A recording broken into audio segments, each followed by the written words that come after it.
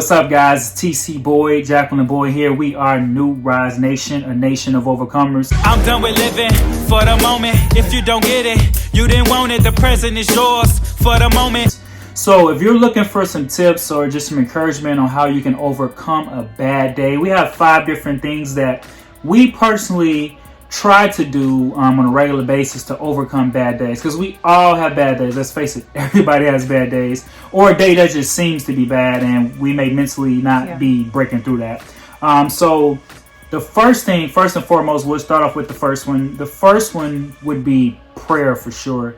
We are believers. I mean, we love God, we believe in God, man, and we just know that prayer just helps a lot. To talk to God, to get things off your chest, to express, to just like let it out, let it go. Don't hold it all in. Don't bottle it all up. Don't be angry and mad at God and stuff, but to let it out and express. That hands down has been so tremendously helpful in just helping overcome a bad day. And to know that God's like willing to listen. I think sometimes we think, oh, he doesn't want to hear what's going on with my life or what's going on with me today, but to know that God is willing to listen. I mean, it says cast your cares on him. If you're going to be casting your cares on him, then he can handle your bad day. Absolutely, yeah. So, man, definitely pray, man. Encourage everybody to pray in general. Pray about everything. Scripture say pray about all things. Ain't never a time not to pray, man. So prayer for sure. Number 2, the second thing would be to journal, like write. I've learned the power of journaling, some years ago. Some people encouraged me to do it. And I started doing it kind of reluctantly, but then when I started doing it more and more, it was like so therapeutic just to get your thoughts out, like to get my thoughts out, to just express myself, man. Even I can like write prayers even in the journal. And I found that even for something, just like a bad day, even something simple as that, jotting it down on the phone or jotting it down on a notepad or something, I've found to be extremely helpful in just helping me overcome the moments of that particular day that I'm having that's not going so good. I think it's a way to release your thoughts.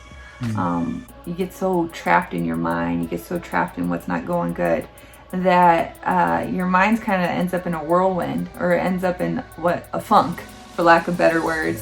So it's a way to kind of release it, put it out on the paper, and even know that you gave that over to God. You release the control of that, and you said, you know what? Okay, it's out, it's there. I don't have to keep bottling this up. Absolutely, man. That's so true, man. And number 3, the third thing, which would be reaching out to someone, talking to someone.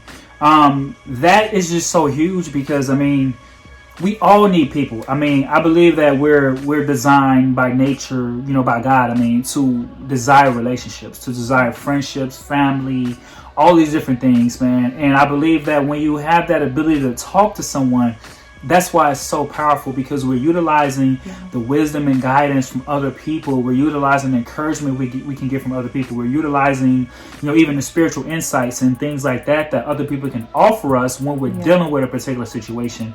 And so reaching out and talking to someone is so helpful a lot of times in a lot of different situations in life. I'm like huge on community.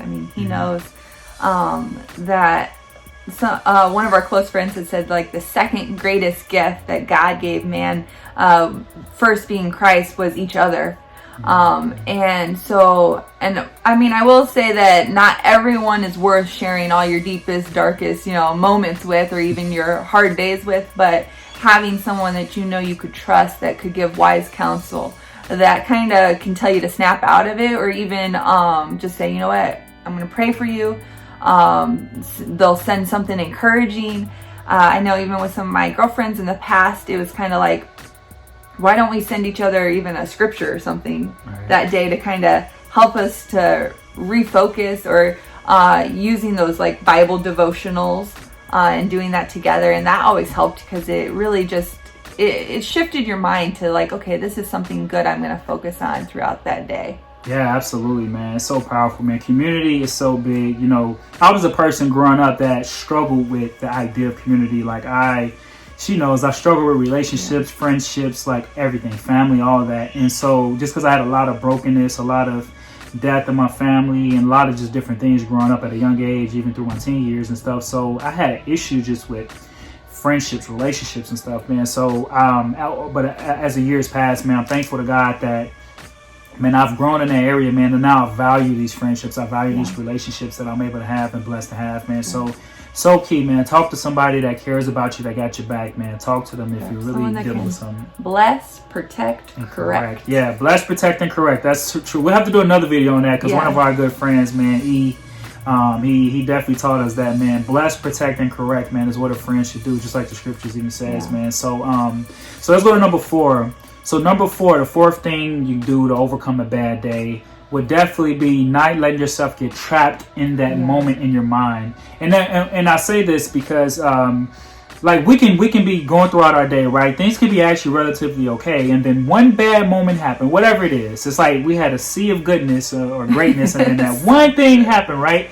And then next thing you know, our whole day's just thrown off. Oh man, this day's just terrible. This day's the worst. You know, why did this happen? Why did this person do that? Why they say this? What happened? Why did this person drive this way? It's like all of these things, right? It just happens, and the next thing you know, we're just stuck, and we're just soaking in that. We're soaking in that. We saw something on Facebook or Instagram or something. We're just soaking in that. True. You know what I mean? Like, and we're just so focused on that one thing in that one moment, man. And so not getting stuck in that trap.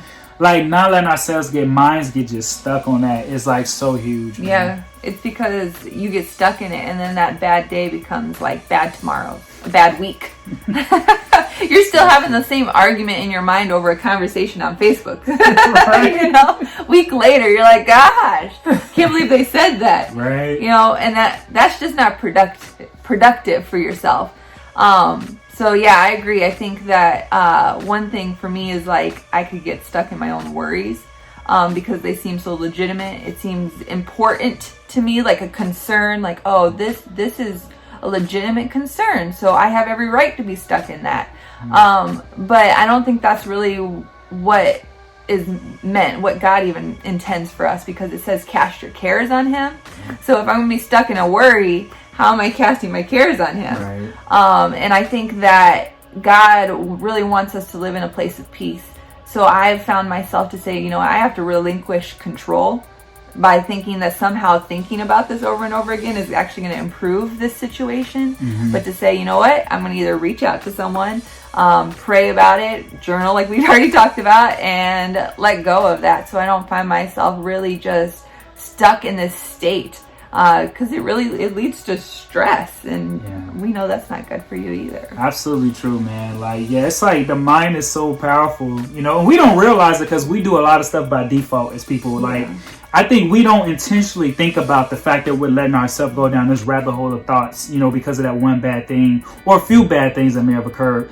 So we don't realize it, but next thing you know, we're going down the rabbit hole of negativity. Next thing you know, we're just like all the way down in the hole. We're like, crap, we're looking like, how did we get out of this? You know what I'm saying? Like, it happens so easy. Like, I totally understand, like, the struggle. You know, we all do. We both do. Like, I know we're all in this together, man. So, but I know that if we can get our minds not to just get stuck in that moment, to not just, like, not look at the one or a few negative things in the whole scheme of everything else we have going on in life, potentially.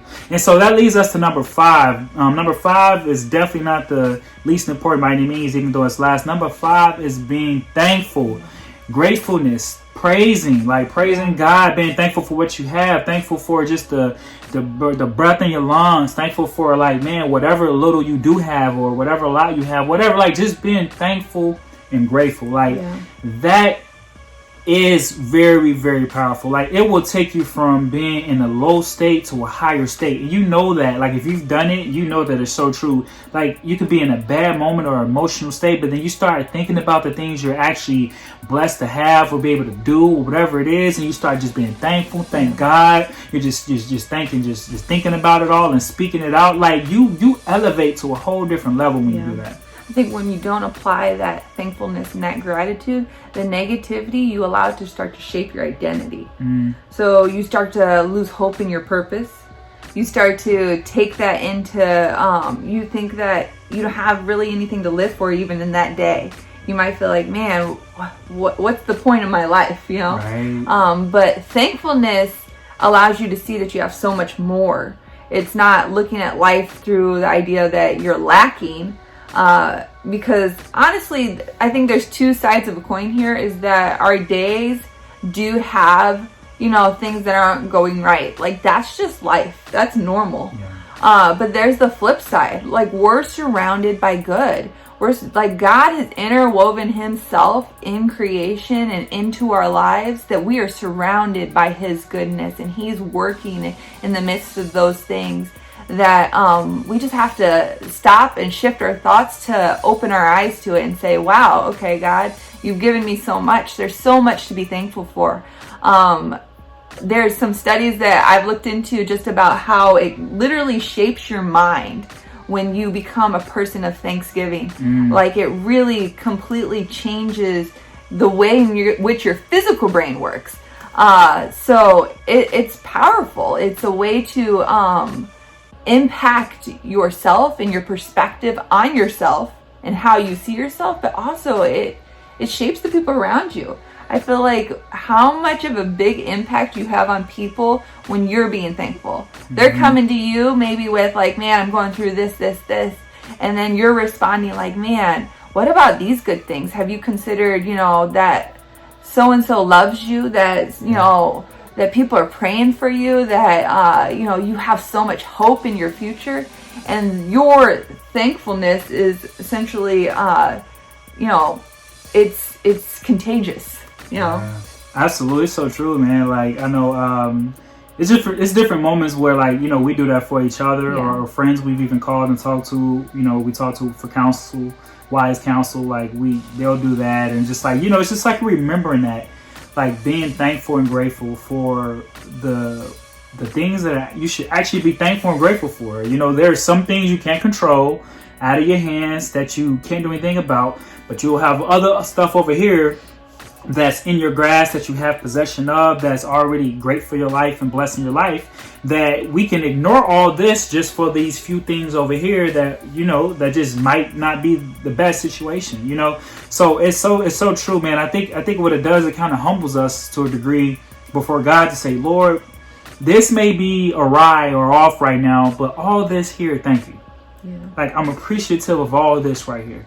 I'm appreciative that I have this. I'm able to utilize this. I'm able to be blessed by this right here. So I'm not going to just focus on this bad or whatever it is, but I'm so appreciative of this preciousness that you've given me here, that I can be thankful for and grateful for, and I can think about this and meditate, like scriptures say, think about the good things, think about the things that are praiseworthy, all that. So this is kind of what that thankfulness will help you do.